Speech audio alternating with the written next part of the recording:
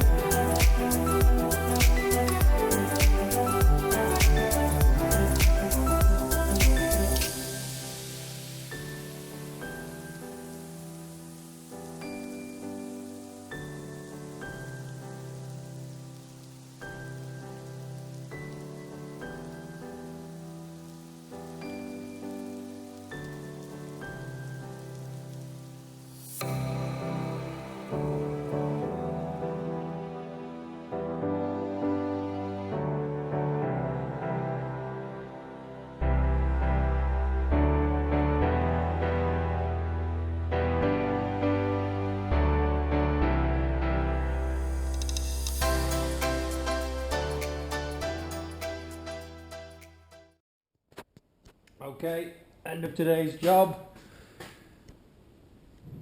Here we go. We've put the push rods in, the rocker assembly, rocker cover, exhaust manifold, turbo and inlet manifold.